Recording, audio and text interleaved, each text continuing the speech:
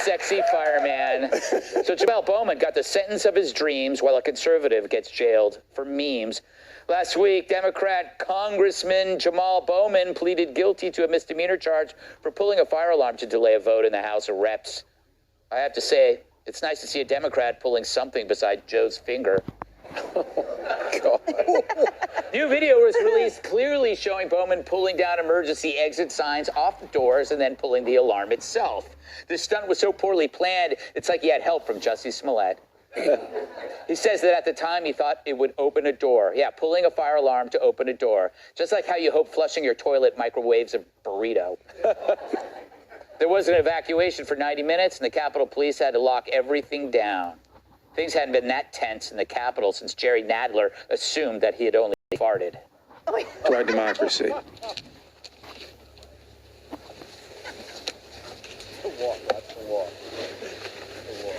As I bring on Congresswoman Maloney, I want to join the package, part of preserving our democracy. With that, I'm pleased to yield to the distinguished chairwoman. Genuinely going to pro.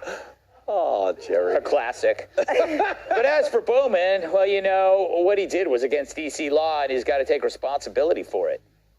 Well, you know, what I did was against D.C. law, and so it's against D.C. law, and I got to take responsibility for it, which I'm here to do, and looking forward to just, you know, taking a deal, paying the fine, and in 3 months just being dismissed and continuing my work.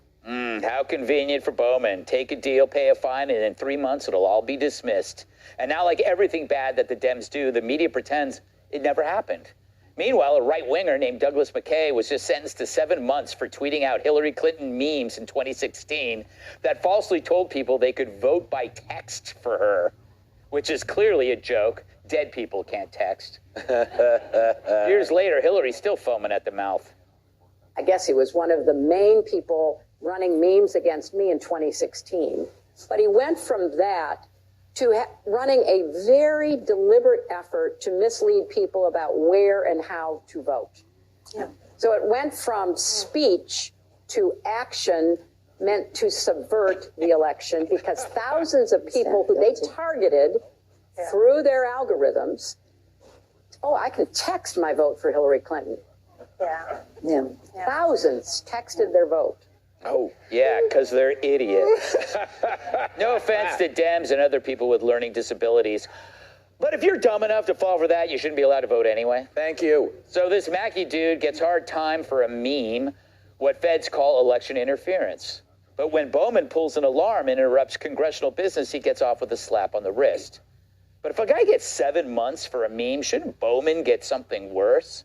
No, I say give him the chair.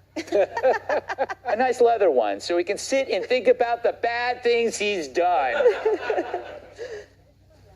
Emily? What just happened? Isn't this crazy?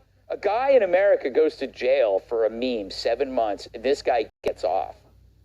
It's different rules for different people. It's unfortunate that I feel no surprise. I only feel the same appreciation of the decay of whatever justice system they're trying to put in front of our face. So he gets off with a $1,000 fine, and he has to write a letter of apology to the Capitol Police.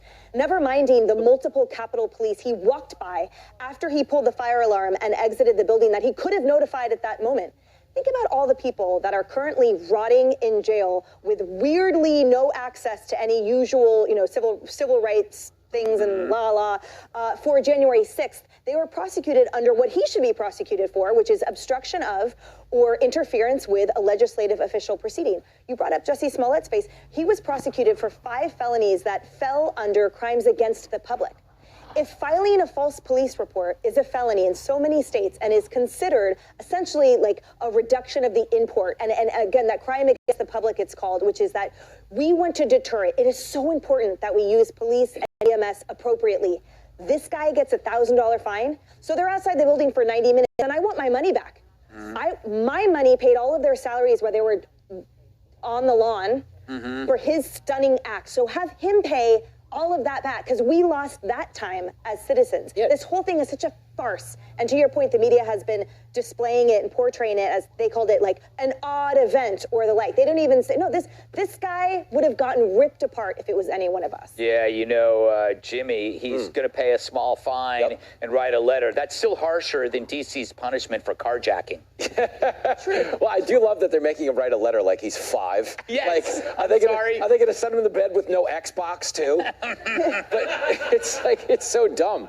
But people saying he should be thrown out of Congress because he lied is not true. He should be thrown out of Congress because he's stupid. Like, he did this on camera. Yeah. So he knew it was going to be disproven. But this is what it comes back to. He had the confidence of knowing that as a Democrat, he wasn't going to get prosecuted the way a Republican would. You dig? Yep. So it isn't, an exercise in like different strokes for different folks. But that sounds like a sitcom with Biden and Fetterman. No, nicely done, Jimmy. He also said you dig. You dig. Look at the leopard dig. print jacket. I know. Kat, have you ever pulled a fire alarm to get out of something?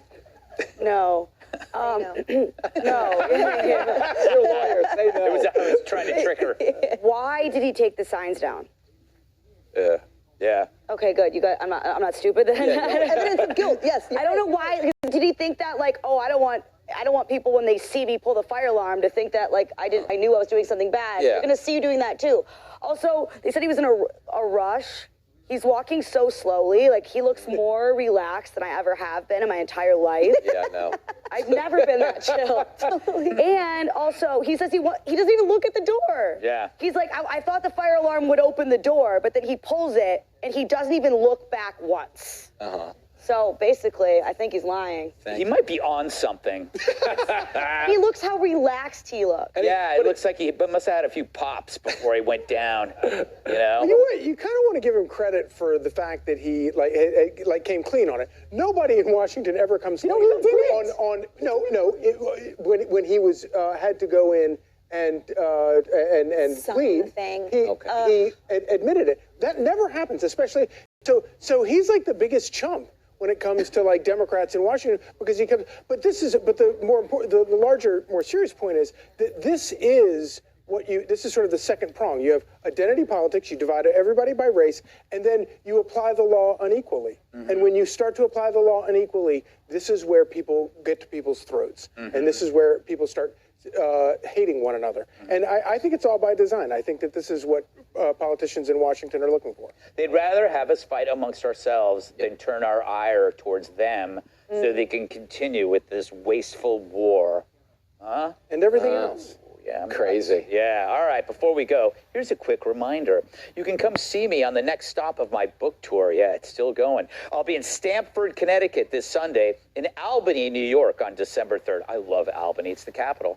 Go to gutfeld.com for tickets. And up next, is Kamala ready to replace if Joe's in a better place?